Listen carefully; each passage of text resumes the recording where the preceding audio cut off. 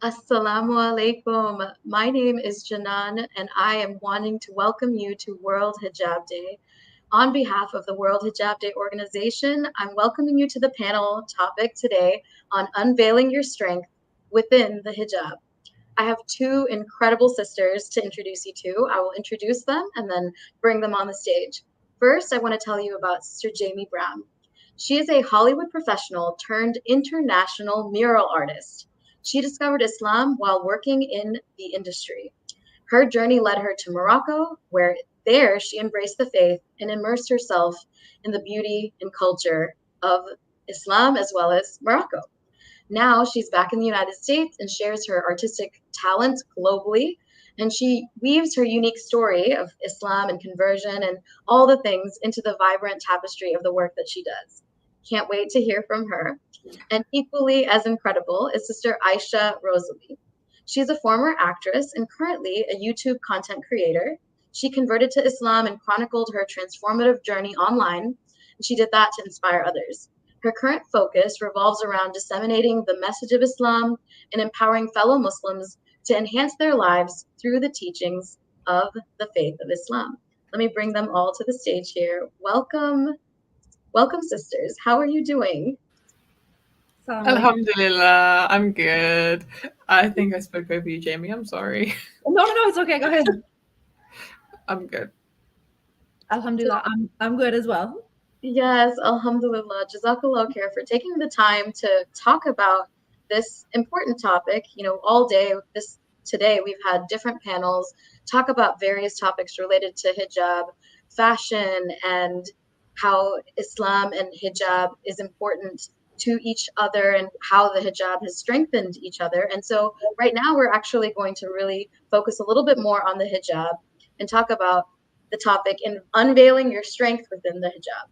So I guess we'll start. I would like to start with Sister Aisha, if you don't mind. If you don't mind telling us a little bit about how you did come to embrace Islam and where the hijab came in your conversion journey, if you don't mind. So the hijab was, I was wearing hijab before I became Muslim. I just want to put that out there for people who don't know my story. So I discovered Islam when I was traveling in Turkey, just completely by accident. I was really bored one day. I didn't know what to do, and I googled, and it came up with Blue Mosque. If you guys have been to Istanbul, it's like the most beautiful mosque. And I went to the mosque, and as I was going to the mosque, I brought a hijab because I thought that maybe if I didn't wear a hijab, people were going to kick me out or shout at me. I had a bad sort of image of Muslims in my head because of the media growing up in the UK. And I really thought a mosque was not a place where I'd be welcome. I didn't think it was going to be a nice place to go. And I brought a hijab and I wore it. So I wore it from my hostel all the way to the mosque, which was probably an hour walk. As a non-Muslim who knew nothing about Islam, never been to a mosque, I was wearing a hijab, and I was being looked at so differently. Like I felt like I felt like I'd become a different person. I remember I used to dress in a way where I would get a lot of attention, and all of a sudden I wasn't getting that attention anymore. Actually, I was walking the streets in a way that felt very unnatural to me, but also natural at the same time. Like it was part of my, what we call in Islam, fitra, but at the time I knew it as my childlike self. I felt more like my younger self, the version of me that didn't want to show, that liked being covered up, that valued other things in life like intelligence and skill, ability, kindness. I'd very much lost myself before I discovered Islam. So I was really at a point where I only really valued beauty. That was like my main value, and the way I valued others and myself. And the hijab, wearing the hijab as a non-Muslim, was a key thing for me into accepting Islam, because it gave me a look into what it's like being a Muslim woman, a woman whose values are not solely based on their beauty and the way the world perceive them, but actually on the people they are and the kind things that they do and their relationship with God. And the hijab gave me a key to that as a non-Muslim. And that's what really, really drew me to the religion in the first place. That is so beautiful. I didn't know your full story, so I really appreciate hearing that. Sister Jaime, do you have anything to share about your experience in deciding to wear the hijab, or anything that you'd like to share? Yeah. So at the time, I was working in Hollywood, and I was trying to convince somebody that I worked with that Christianity was the key and the way to eternal salvation. And in that process, I ended up getting a copy of the Quran in my hands to use as a weapon to prove that everything in it didn't make any sense. And then in the process of that, as I was reading, I was like, well, wait a second, this is not what I thought it was going to be. And actually, this makes a lot of sense. So I started reading the Quran all the time. Every day, I just was like blazing through it. Just I couldn't get enough of it. And I would always hear like whispers, about go to Morocco, go to Morocco, go to Morocco. And I had no idea why. And I was like, okay, why not? If I can move to LA by myself, surely I can handle Africa. So I went and I moved there, and I didn't know anyone. I didn't have any family there, of course. No other Muslims to kind of guide me. So when I landed on the plane, or got off the plane, when I landed in Morocco, I knew that an entirely different chapter of my life was about to begin. I mean, essentially a whole nother book. So I went straight to the bathroom in the airport, and I took a scarf out of my backpack, and I haphazardly wrapped it around my head just because. And I was like, okay, I guess this is the death of the old me and the birth of the new me. And I put it on in that bathroom, and that was 13 years ago, and I've never taken it off since that moment.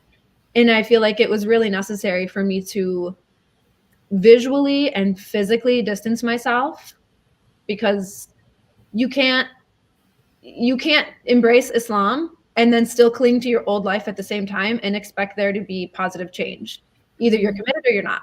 And not saying that the hijab is the definition of your faith, but it's definitely, it's a big part of it, especially when you want to distance yourself as a revert from everything you knew and your former life and the way you did things and how you lived your life.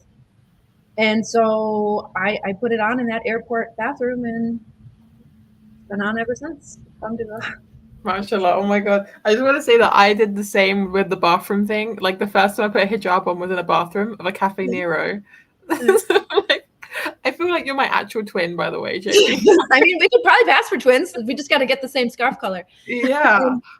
I feel like, when you have that moment, and you even just walking through Istanbul, when you put it on, it's almost like you feel, in the actual sense, it is a veil, and you're walking around and you're like, wait a minute, I know what everyone else looks like, but they don't know what I'm hiding under here. And it kind of reminds me of an old Tom and Jerry cartoon where he takes the paintbrush and he paints the invisible paint on him and he just makes himself disappear.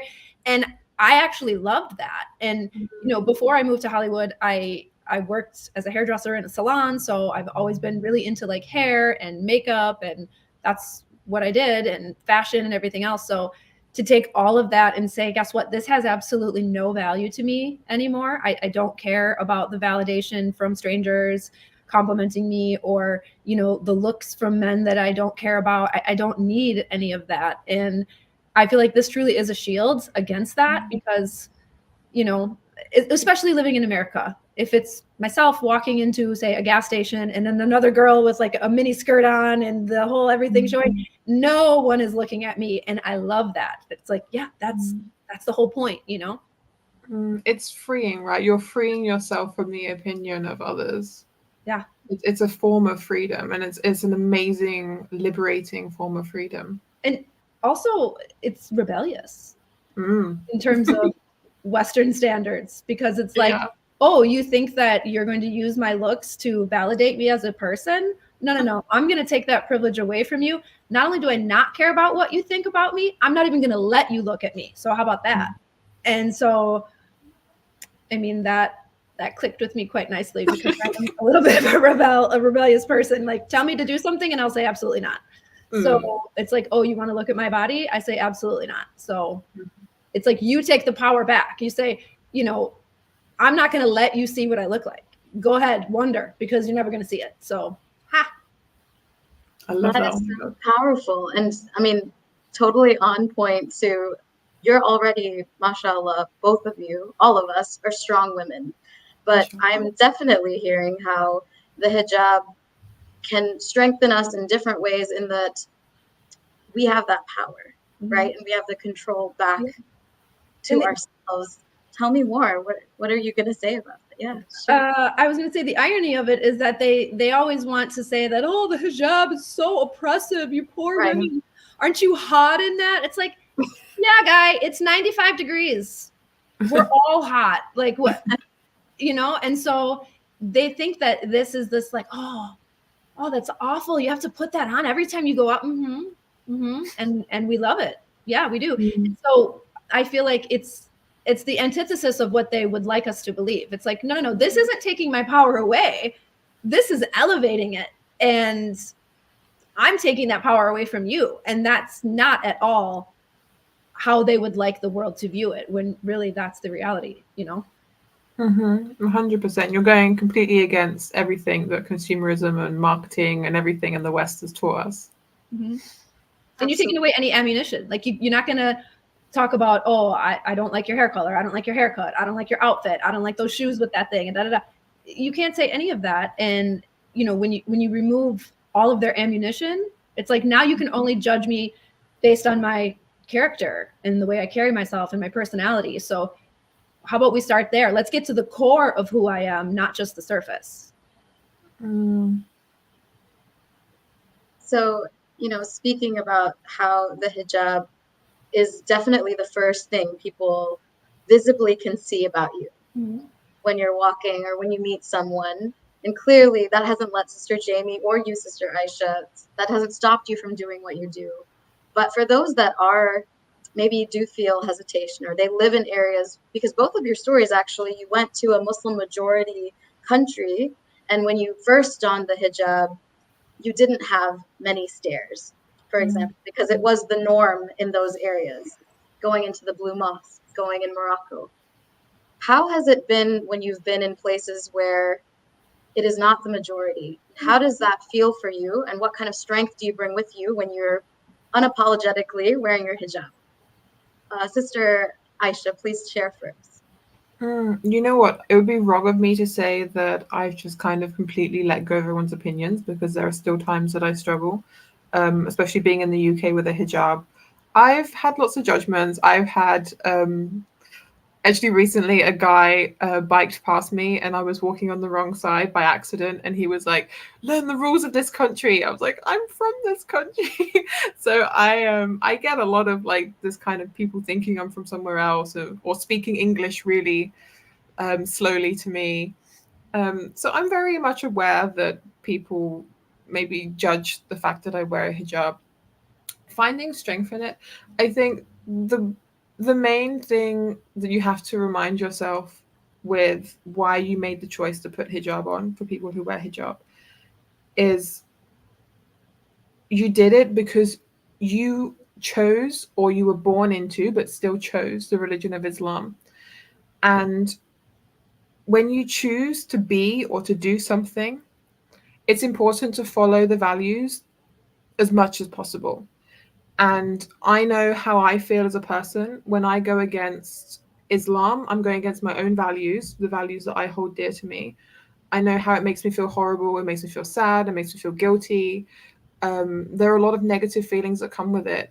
And it's to remind yourself that the reason why you do it to be close to Allah, because you're a Muslim, and because you need to follow your values in order to feel happy in your life. You're not going to find happiness and contentment if you continuously go against your own values, the values that you've chosen for yourself. And if Islam is your religion, then you've chosen those values. So, yeah, I mean, for me, that's the strength that I find in those moments where maybe it's not perfect, is the fact that why I did it and the values that I hold. I loved hearing your why and just how you even define hijab as well. So, Sister Jaime, tell us what your perspectives are on this. I mean, I feel like kind of continuing what she said, we're here to please Allah. I'm not here to be pleasing the people, because you're never going to, no matter what. You're always going to be to this or to that, or not enough this or not enough that. So why bother with it? That's my whole thought. And I feel like, living in the United States, in a place where, Muslims aren't really loved by everyone. I personally have never gotten anybody saying anything bad. I've never had anything, no one's harassed me or anything like that. And I feel like a lot of that is because people say, you're the approachable Muslim. A white-skinned, blue-eyed American that doesn't speak with an accent. So I think people feel a lot more comfortable with me asking questions, and they always phrase it like, oh, this is a really dumb question, but, and I'm like, no, it's not a dumb question, because, if you're not friends with any other Muslims, how would you get the answers to these things? And I tell people all the time, just waiting in line at a coffee shop or something, girls will say, oh, I love your scarf. Like, how does it stay on? Like, doesn't it come off when it's windy? And I'm like, no, we just pin it. And they're like, pin it? Like, you pin it to your head? And I'm like, yeah, we put the pin right into the skull. I'm like, no, it's just you weave it in and out and you jam it in there. And so, that will spark a conversation, and they'll say, well, who do you wear it in front of? Who can you take it off in front of? Do you wear it in your house? Do you do this, do that? And so it's really a conversation opener for people that may have like seen other Muslims or not known, like, should I say hi to her? Should I not say hi to her? And I feel like for myself personally, I'm the voice of Muslims to show people like, listen, we're outgoing, we're friendly, we can be goofy, we're fun. We're not, just because you can't see our hair doesn't mean we're these like, zombies that are, oh, I'm just submissive and I don't live the life that's worth living. No, it's like, we're just like everyone else. You just can't see our hair. So what? And so I think living in the States, it really has opened up a lot of conversations with people that are like, oh my gosh, that's really interesting. That's so cool. I never thought of it like that. And, well, how come you do this? And how come you do that? And I often say to people this example, and I'm like, in the United States, you see all these women that go to work and they work for, corporate America. And before they leave for work, they're dressed up, they have their high heels on, their hair is done, their makeup is on, their perfume is sprayed, they're ready to go. And then they go and they see their boss like that. They see their colleagues like that. They see, the guy in the subway like that, all the people in the grocery store, whatever. Everyone sees her at her prettiest. And so what does she do when she gets home? She's exhausted.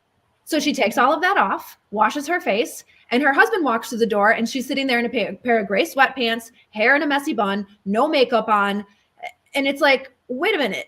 The only person that deserves to see you at your best doesn't get to see you at your best. He sees you at your worst while you've shown your best to everyone else except him.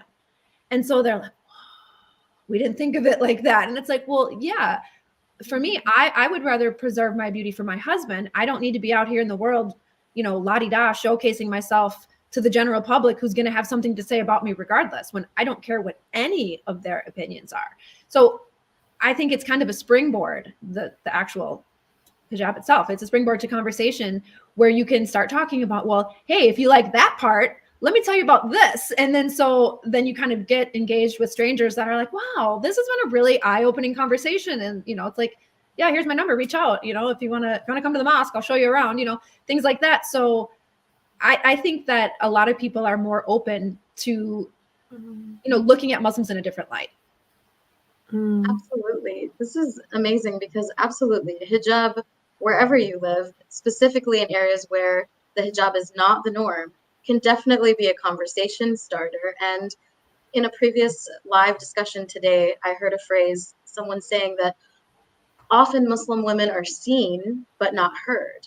But here you have this whole day, and inshallah, all around the world, conversations happening, people actually embracing World Hijab Day, which the purpose of just experiencing or understanding what wearing a hijab means, why we wear it, what a hijab is, and that connection, that education of educating others, and just hearing all the women that are proud, bold, unapologetic, friendly, bubbly, all the words that you just shared, Sister Jaime, and Aisha as well, about, we can be heard as well.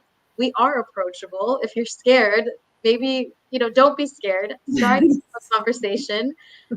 Something really interesting I'd love to hear. I'll share my perspective. The first impression people typically have of me when they first see me, it's three things. Number one, they assume I can't speak English. Number two, they assume I'm from some Arab country, which again, not that there's anything wrong with any of the things that I'm saying, but it's the assumptions. And the third one is that I'm oppressed. And pretty much within 30 seconds of communicating and connecting, having actual human connection, I do believe I can dispel all three of those. Not that any of those are wrong, they're just not who I am. And I think that this is a call and an invitation for people, Muslims, if you are Muslim and you're more seen but not heard, and non Muslims who are tuning in and listening, start connecting and start communicating because, there's so much more to all of us, inshallah. What you mentioned, Sister Aisha, about what happens to you in the UK. Tell us more about any stories or any experiences you've had about impressions and any connections that you've made as a result of maybe wearing the hijab. I don't know if I've made a good impression per se. But I mean, I try.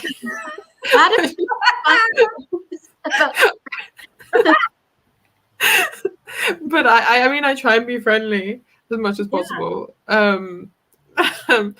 I think the main thing that's worth remembering when we approach people who are non-Muslim is it's easy to really get into our heads and think to ourselves like, oh, this person's not going to want to speak to me because I've got a hijab on, or maybe they're going to think certain things about me because I've got a hijab on. It's really easy to get those little whispers in your head. And I mean, I get it all the time. I'm not perfect. But I do try and stop myself from having those thoughts because you can project onto other people. So I think it is important to, once you meet a non-Muslim, to go into the conversation as much as possible without prejudging what they're going to be thinking of you, whether they're going to be thinking, oh, this person's foreign or this person is oppressed, because we have these kind of like silent signals when we have these conversations with people. And I think the main thing that's worth remembering is that everyone's too busy thinking about themselves to really care about you that much. And I think once I heard somebody say that to me, I was like, that is so true. Everyone's too busy trying to think what other people think of them to even really think about you. So when you're meeting new non-Muslims, if you're living in Western countries, try not to think about it too much. Don't really think about yourself and how you're coming across. Just think to yourself, focus on them and focus on being attentive to them and listening to them. And I guess that's kind of the advice I have there. That is so fantastic, and it's so true. People are we do illustrate certain pictures into our mind of how people will receive us. And a quote that I heard, it's actually by Eleanor Roosevelt, is no one can make you feel inferior without your consent. So as Sister Jaime was saying, that it shouldn't matter what anyone else says. And if you're taking that to heart, then we need to do some internal soul searching ourselves. But Sister Jaime, you told me before, the hijab hasn't impacted you in the work that you do, in the art that you create. Can you tell us anything more of any words of advice you have for people who are afraid of wearing the hijab, or anything you want to share about this concept of strength? You were a strong woman before and you seem to continue to be strong, but tell us more about your perspective. I would say just stop caring so much. Stop caring what people think. Like, that's the biggest thing for me. Like, I care zero what people think about me, because everyone's going to have their opinion and I can't change that. So if you love me, great. If you hate me, great. I not going to affect me. And, I think the attitude that I've always kind of had is like, if you want to have a conversation and you want to be cool with me, great. If you don't, fast forward, and I think that once you stop worrying about people, and kind of like Sister Aisha said, like, no one cares. Stop worrying about what they think, because they're not even paying attention to you, because they're too busy worried what other people are thinking of them. And so, sometimes I'll kind of harass people a little bit. Like if I'm standing in line, like say at the gas station or something, and I see somebody just like staring at me like that for a while, and I'll just be like, hi, how are you? And they're like, oh, hi, well, fine, and then it's like, yeah, it's okay. You can look at me. We can talk. But if you're going to stare, at least say hello, and then they're like, oh, sorry, and you kind of shake people up a little bit. And so I think, people aren't expecting me to just razz them up in the way that I do, but it's like, don't stare at me. If you're going to stare, at least say hello while you're staring, something, you know? And so I think that my strength comes from truly like, really, I don't care what people think. And I found that the older I get, the less I care. And I feel like pretty much most people would solidify that opinion as well. You know, you just, it just doesn't matter. It just doesn't matter. It's like no matter what you do, someone's going to have a problem. You know, if you wear an abaya, they don't like it. If you wear jeans, they don't like it. If you wear sweatpants and a hoodie every day, they don't like it. If you wear niqab, they don't like it. Okay, fine. Like, I'll do me. Don't worry about me. You worry about you. And salam alaikum. That's kind of my attitude, you know? And I think if you're living in a place where you feel like, you know, it's going to be hard, I get it. I totally get it. This is the whole reason why I left LA, because it's like, I can't be hanging around with my people. You know, I mean, I was doing like film and TV and like music video shoots. Like, I can't be that girl, like working with rappers and singers and artists and things like that. And I'm cool with everybody. And then all of a sudden the next day I show up and I'm like, hello, I'm your wholesome Muslim friend and I have hijab on and I'm not going to do anything anymore. And it's like, I knew that the people in my atmosphere were going to change who I was. And so I said, well, then I have no choice. I need to change my atmosphere. So I said, get me out of, like, LA is the last place you need to be when you're trying to become, you know, more pure and everything else. So it's like fitna everywhere. And so I said, well, I'm not going to let these people change me. So I'm going to change my location. So I just did the logical thing and packed one suitcase and bought a one-way ticket to Morocco to go live in a country where I didn't know a single person. But, you know, I get not everyone can do that. But if you have the ability, then do it. And if that means you need to disconnect from all the people that you think are going to judge you for putting hijab on, then maybe you don't really have as good of friends as you think you do. That is incredibly important, to recognize the importance of our atmosphere, our environment, the collection of who we spend our time around become us or influence us, whether we admit it or not. And that is really powerful. The decision you made and how that led you to be where you are and find the life that you're leading today.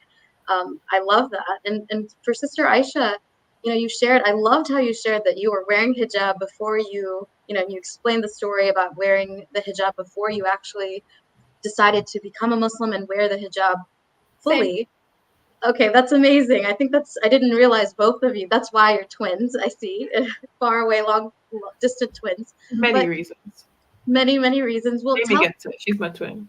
So Sister Aisha, tell us more about what other experiences or resources or anything that actually led you to learn more, whether it's about Islam or about wearing the hijab. Can you tell us more about that? Because there might be people curious, and I think you might inspire them. So, you know, that's a really good question. I watched a lot of Mufti Menk as a non-Muslim. I was watching a lot of Mufti Menk.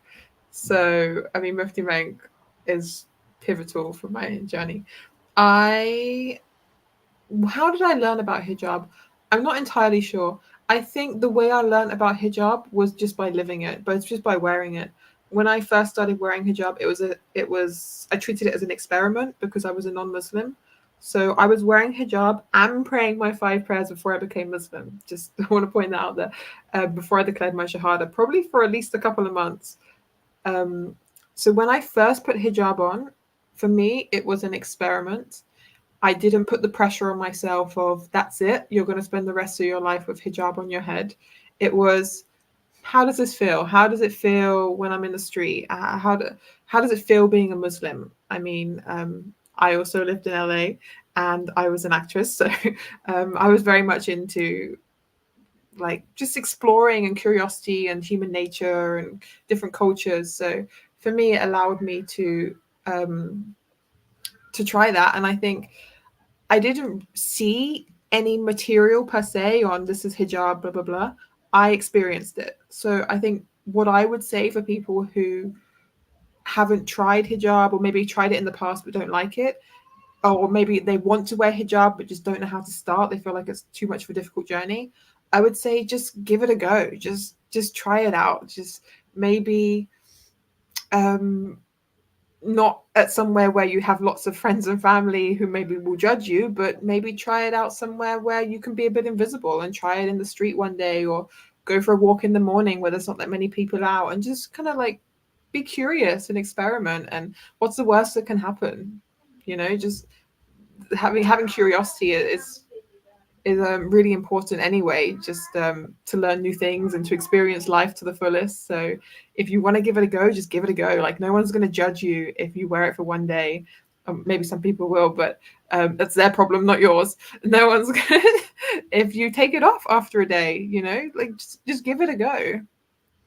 I actually love that idea, especially like, you said just try experimenting with it on your own. Like, maybe an advice to someone who's wanting to try it: go drive a half an hour away to a different city and then go sit in a cafe all day with it on and just sit in the presence of yourself and just really absorb what those emotions feel like. And then as you do that, it can slowly start growing and being a part of you till you get to the point where you're so confident that you can wear it to the family function and be like, yeah, I have hijab on.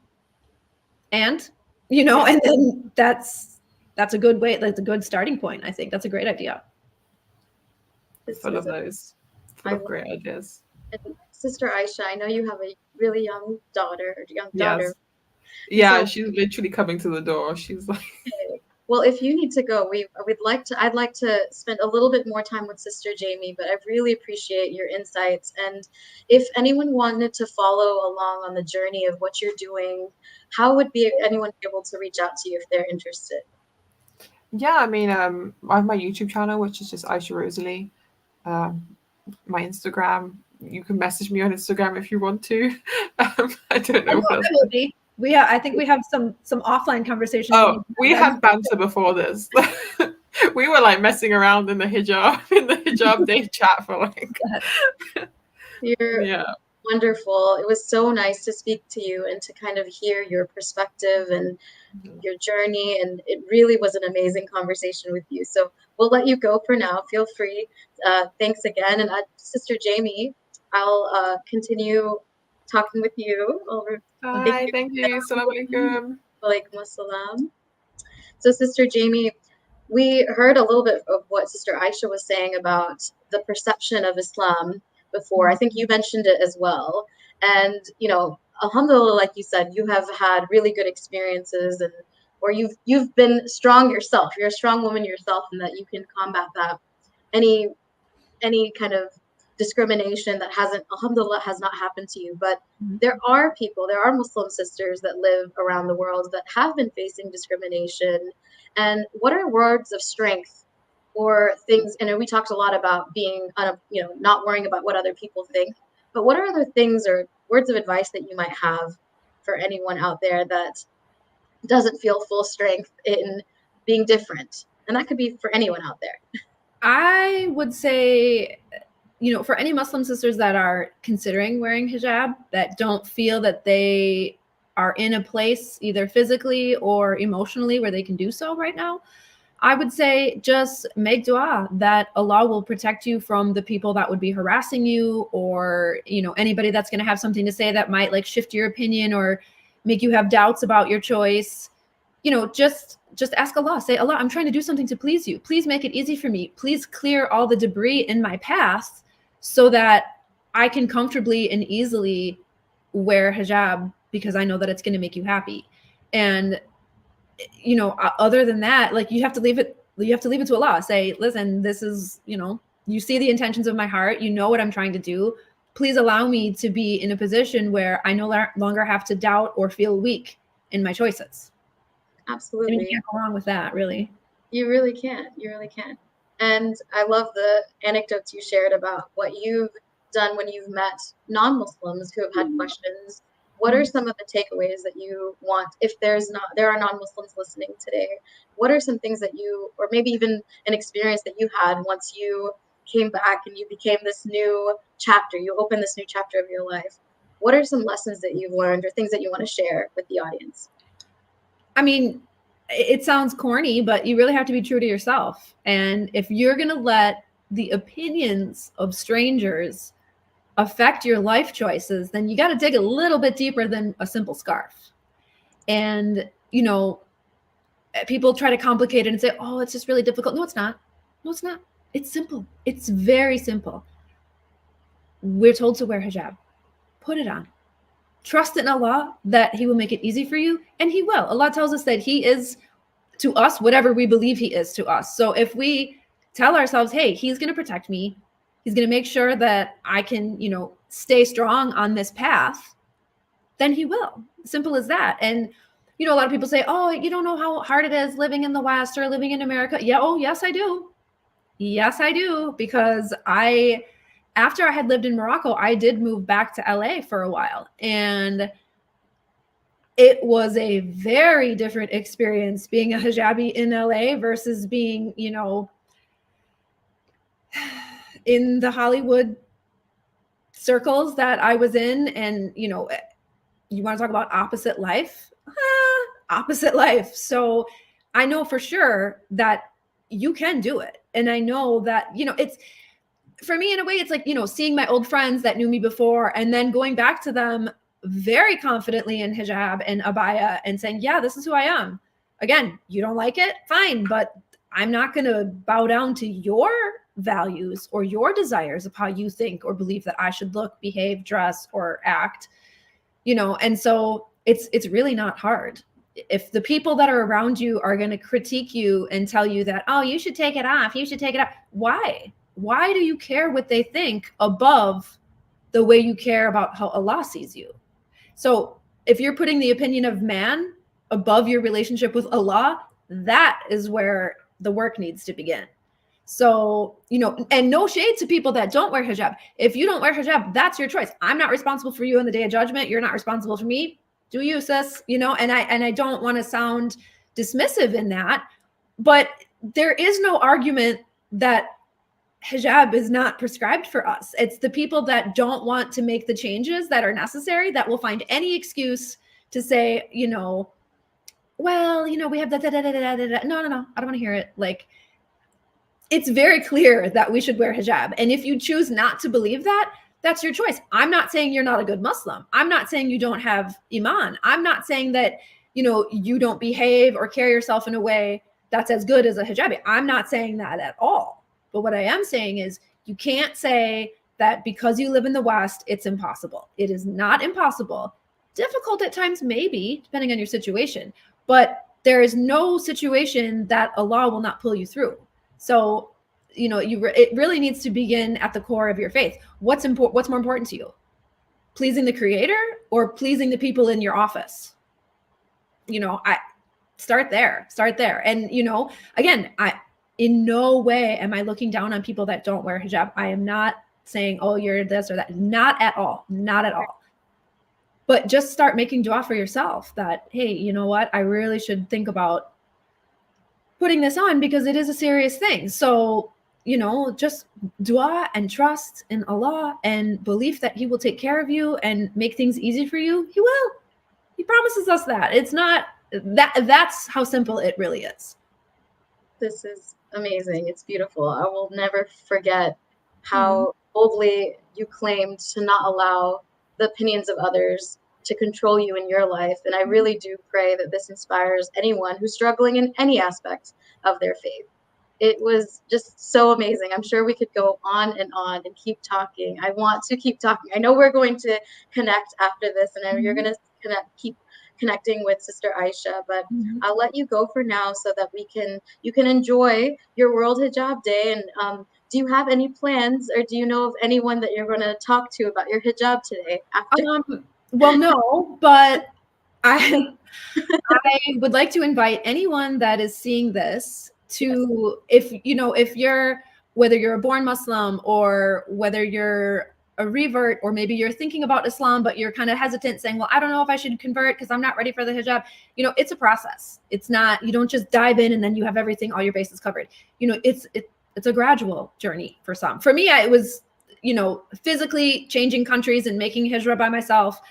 To me, that was like, okay, I got to start it right now. But that was my journey. That's not everybody else's journey. And so I encourage anyone that has like any questions, or somebody that's like doubting, or they're feeling weak and they're saying, I want to do it, but it's my mom. She's really against Muslims and things like that.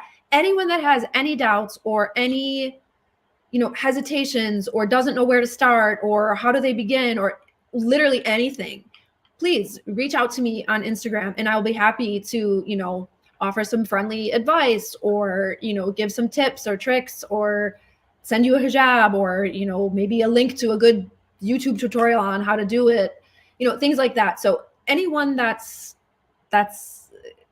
kind of straddling that line of should I, shouldn't I, I would be happy to, help in any way that I can.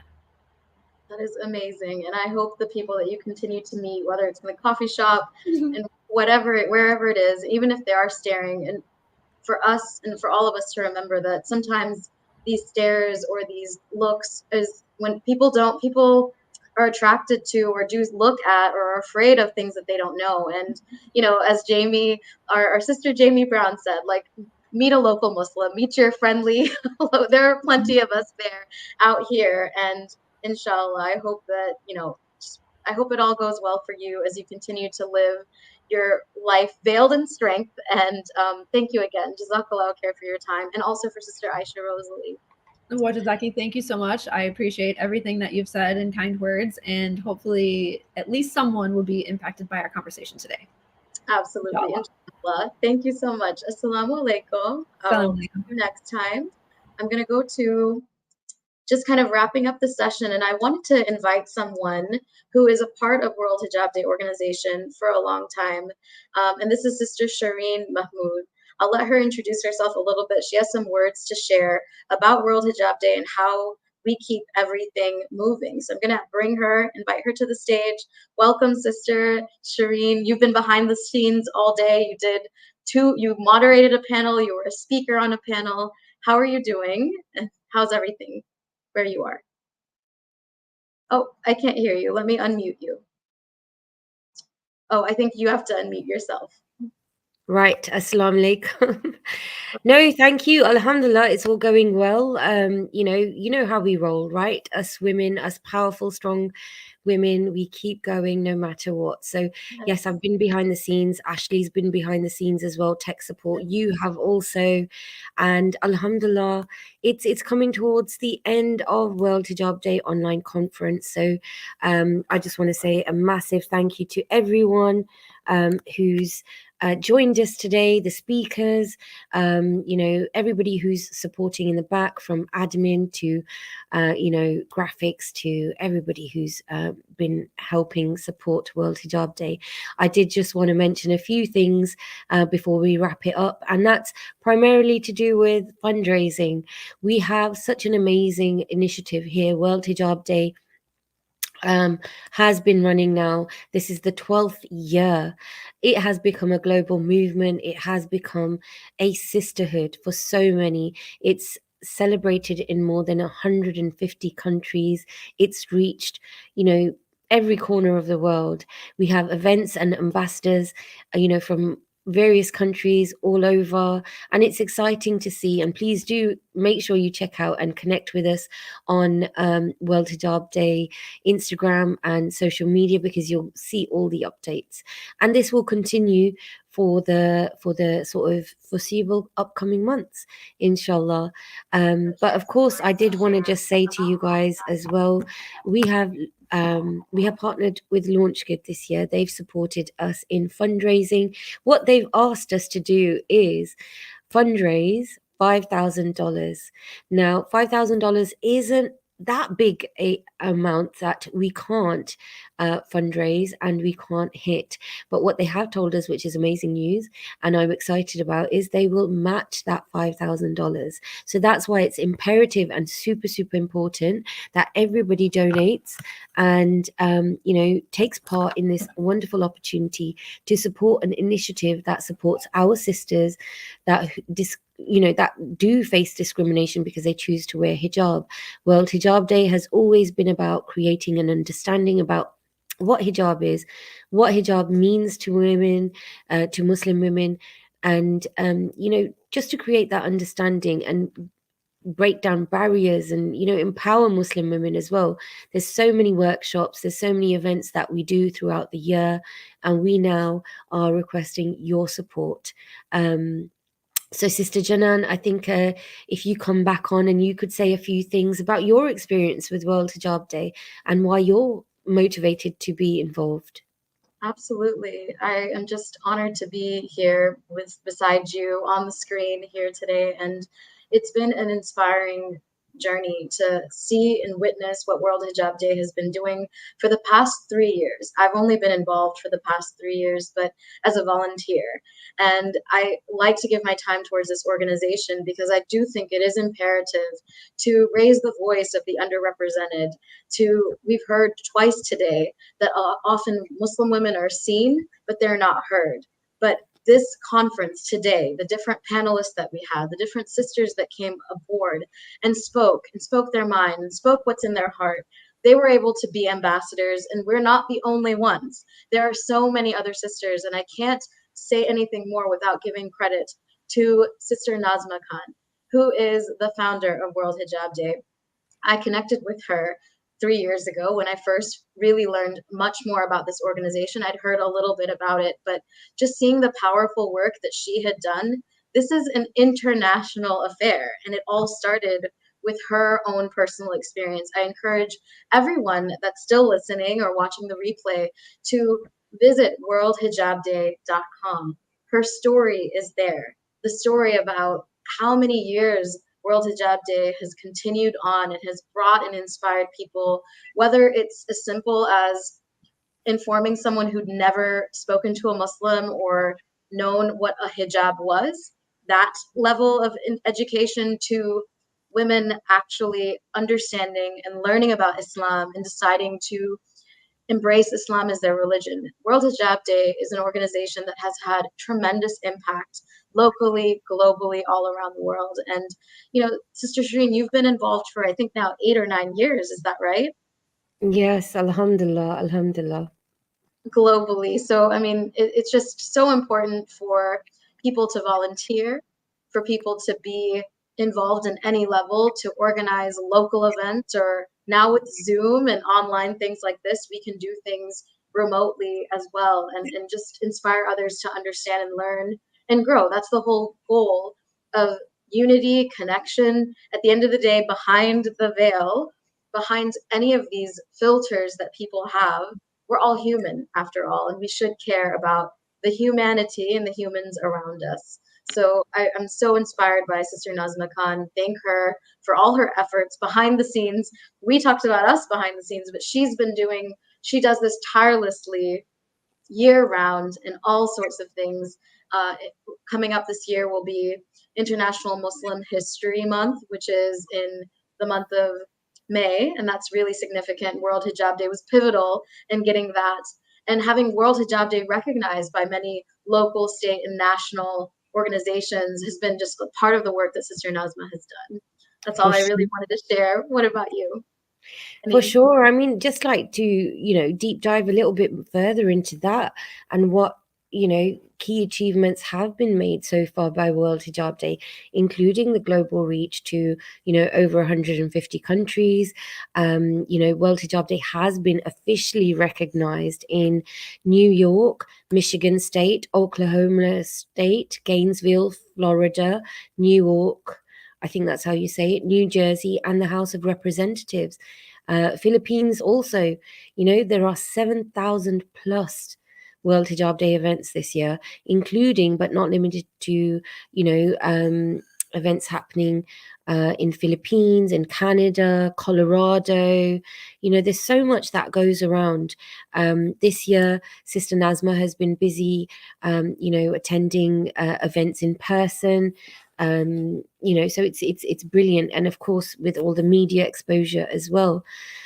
40 plus million people per month are reached on our social medias, on our social media accounts, and for us to be able to use that in a positive way and dispel misconceptions about the hijab, this is imperative. And I do believe, with what we're seeing in terms of representation and what we're seeing in terms of, the influence over mainstream fashion or mainstream media and mainstream, all sorts of occupations and careers, we're seeing this because of the impact that people are being more vocal, people are interacting with their workplaces and their colleagues in a completely different way.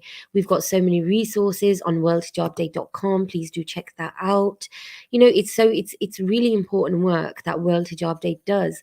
So together, if we're standing together in solidarity for our sisters who choose to wear hijab, of course, we're going to be breaking down, barriers. We're promoting inclusivity. We're promoting diversity. We want everyone to get involved, and embrace their choice in wearing hijab. We don't want people to be walking, with fear down the streets, going shopping or using public transport. So we're here to support our sisters. And now we're requesting that everybody supports World Hijab Day, which is, of course, a not-for-profit organization. And we will all work behind the scenes, without requiring a salary. We do it because we absolutely love the cause.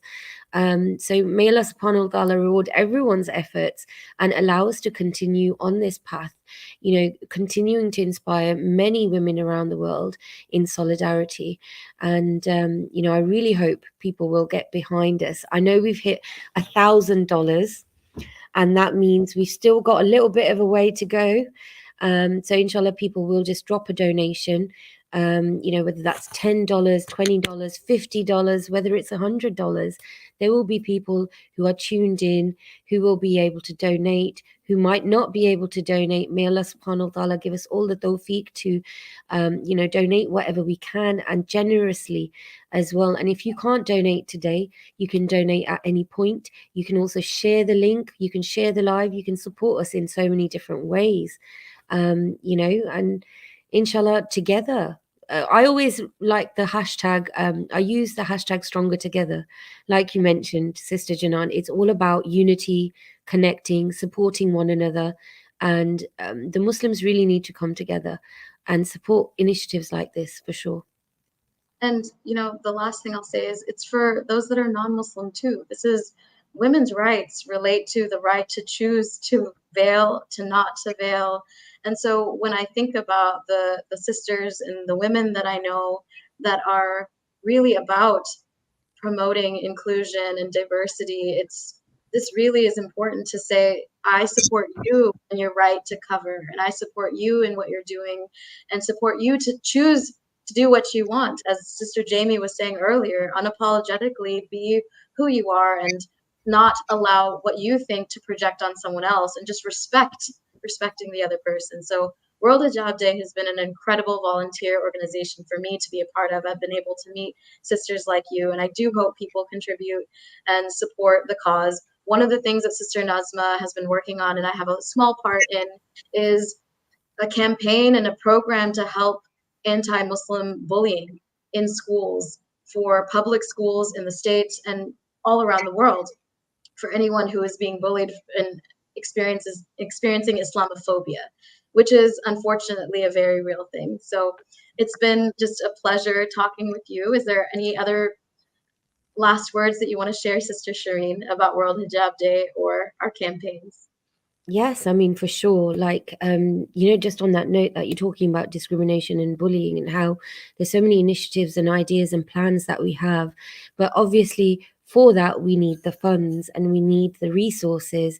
So, just to share a quick quote from the Quran, actually, O you who have believed, be persistently standing firm in justice, witnesses for Allah, even if it be against yourselves or parents or relatives.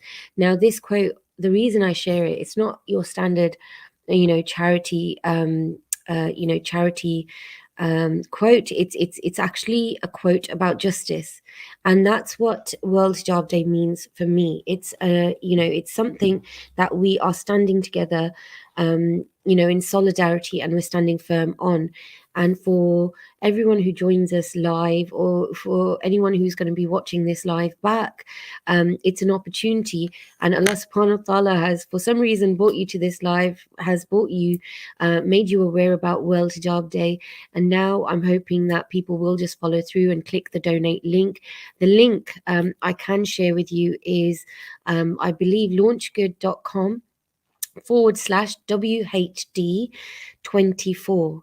and you can donate. Just donate as much as you can. I know people will be struggling. I know there'll be so many different people watching from all sorts of backgrounds, all sorts of career paths, different levels of journeys. And inshallah, whatever you can, at the end of the day, Allah subhanahu wa ta'ala knows what's in our hearts and what's in our bank accounts, let's just say. But inshallah, we can openly donate. I've also supported, of course. I might be a little bit biased as a keen advocate and supporter of World Hijab Day. This is something that's special and is so important for us to do. And let me just tell you quickly what your donation will help, to create.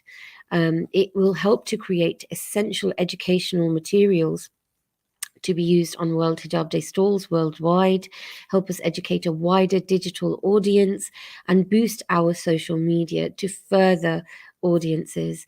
It'll help us host educational conferences and events such as, today, and dispel hijab misconceptions within corporate and public settings. And also with running costs for our informative websites, they've reached 100,000 plus. So, the users that are interacting with us, the organizations who aren't perhaps Muslims, who want to connect with us and, just have that education and information, those resources that World Hijab Day creates.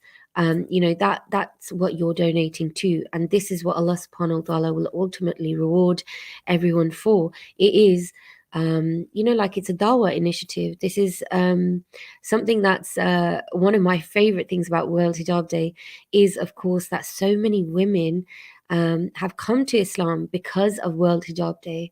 So this initiative that perhaps started, with Nazma Khan facing discrimination and bullying and attacks for wearing the hijab, this has turned into something so huge that women connect with us from all different faiths, and people have taken their shahada because of World Hijab Day as well.